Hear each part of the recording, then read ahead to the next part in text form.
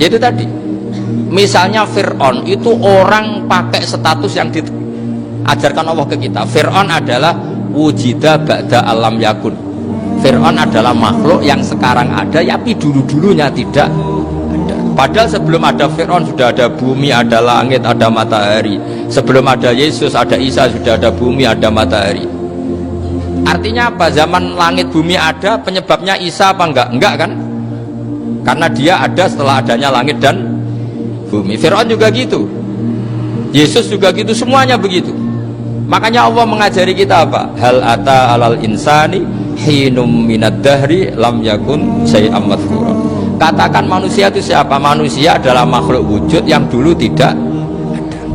Sekarang banyak enggak orang yang sudah kaya sebelum Pak Jokowi jadi presiden, sebelum Pak SBY jadi presiden, sebelum Pak Karno jadi presiden? Banyak enggak yang sudah kaya sebelum? Banyak kan? Artinya yang mengkayakan itu presiden Pak Allah. Allah. Sekarang kamu miskin, kamu nggak bisa nyalahkan Pak Jokowi. Sebelum Pak Jokowi presiden kamu sudah miskin. Ya, artinya yang memiskinkan itu presiden apa takdir? Takdir. Makanya wa anna ila rabbikal muntaha wa annahu adhaka wa abka wa annahu amata wa ahya wa annahu khalaqaz zawjaini dzakara wal unsa. Jadi kita miskin ya karena kehendak Allah, kita kaya kan semua itu karena Allah. Tapi kita terjebak hukum modern. Nak presiden iki sejahtera, anak iki ora. Ya mungkin secara bahasa syariat mungkin ada benarnya, tapi kita ini kan dilatih ilmu hakikat. Tak ulang malam 13 Dzulhijjah masuk ilmu nejik syariat dok. Oh gak pinter-pinter banget cek gobloke kan gitu. Daftar wali kok ilmune ngono iku ora iso. Ini penting saya utarakan. Jadi saya ulang lagi. Makanya di Quran tuh ilmu tertinggi diantaranya menurut orang tasawuf qulillah tsumma dzarhum fi khaudihim yalabun. Saya itu gak pernah takut mati meskipun saya masih muda, karena saya bayangkan mati itu ya baik-baik saja. Ketika saya hidup ya gak tahu cara ngelola nyawa saya, kenapa kok gak pergi? Kamu tahu caranya ngelola nyawa kamu, kok gak mati sekarang? Gak tahu kan?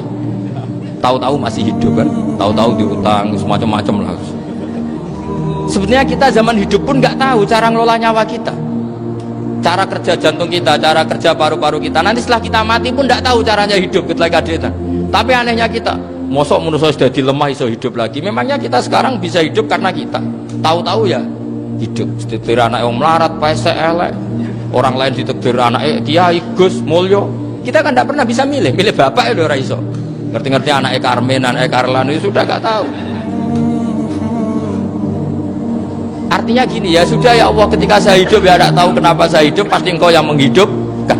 Ketika saya mati juga gak tahu kenapa saya mati, pasti engkau yang menghidupkan dan mematikan. Maka saya akan baik-baik saja di akhirat, karena ketika di dunia Tuhannya yang engkau, ketika di akhirat Tuhannya, dan sifat engkau tidak akan rubah, tetap arhamur rahimin. Makanya dulu wali-wali itu kalau mau mati ya santai aja. Saya Umar bin Abdul Aziz itu ulama-ulama dulu kalau mau meninggal itu, kalau keluarganya nangis marah besar. Memangnya mau kemana kamu nangisin saya? Lah kamu kan mau mati, memangnya mau kemana kalau mati? Ya kembali ke Allah. Ya susahnya apa? Di dunia yang milik Allah, di akhirat milik Allah. Inna sholati wa nusuki wa mahyaya wa mamati lillahi rabbil alamin. Yang aneh sampai harus melarat orang wani mati. Wah, aneh tenan. Ya karena sampean tahu mungkin di akhirat lebih miskin lagi kan. Terus repot terus. Coba kalau dari awal kita menstatuskan diri kita biadillah, inna sholati wa nusuki wa mahyaya wa mamati. Tapi kamu salah status. Mengatakan kehidupan adalah momen untuk mencari kesejahteraan. Kehidupan adalah momen untuk cari karir. Kamu mensifati kehidupan secara salah. Jika kamu terjebak nyari karir, nyari kaya. Coba kalau kamu pakai mazhabnya Sufi, kehidupan adalah pemberian dari Allah untuk kembali kepada Allah. Kematian ya seperti itu. Akhirnya ya santai saja. Inna sholati wa nusuki wa mahyaya wa mamati lillahi rabbil alamin. Istri juga gitu. Saya itu tidak sombong. Saya itu mulai nikah sampai sekarang itu hampir gak pernah tukaran sama istri. Sama istri saya itu sering bilang gini, Gus, sekali-kali kalau saya ngamuk itu diwales, dilawan supaya saya punya musuh katanya. Betul ya? Ya saya bilang gini, Allah itu maha baik sama saya. Ketika harmonis, ganjaran saya ya lewat harmonis itu, sehingga saya ngasih uang menyenangkan Anda. Ketika Anda marah, ganjaran saya lewat sabar. Ya sudah, itu semuanya baik. Kalau kamu marah, saya tidak dapat pahala. Makanya kalau kamu marah tak dengerin. Ini cara Allah membuat pahala tanpa bayar, kata saya. Justru kalau pas rukun itu untuk dapat pahala harus nyervis, jajak nukokno kelambi mahal. Boros itu pahala yang boros katanya. Tapi kalau kamu marah ini pahala paling murah, nggak usah biaya, dapat apa? Pahala, cukup sabar.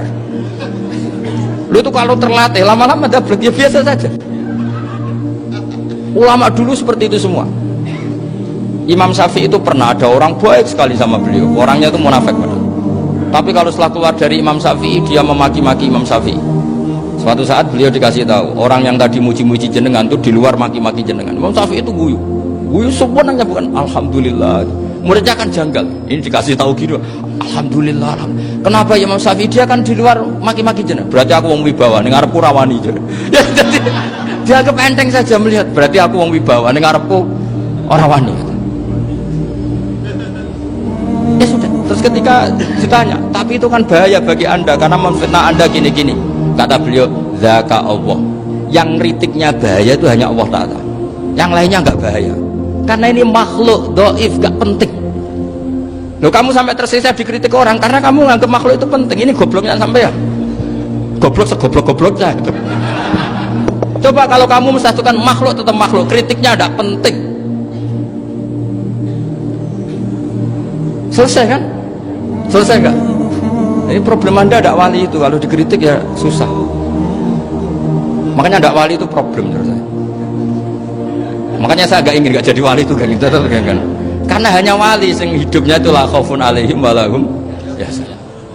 Orang dulu tuh semudah itu hidup, gampang sekali. Dulu ceritanya diantara ceritanya manakibnya Sayyid Ja'far Shadiq itu, kalau ada orang memaki-maki dia itu dikirimi hadiah. Kenapa ya? Karena kebaikan kamu telah kamu berikan kepada saya, ini hadiahnya. Sampai malu yang kritik. Kan kalau orang rasani itu kan kebaikannya dikasihkan sama yang dirasani. Lah kamu kan ngajinya seperti itu, tapi dirasani kok susah. Harusnya kan kasih aja, ditransferi saja. Alhamdulillah. Ya karena kita salah menamain tadi. Sing rasani pembenci, pembenci itu bahaya.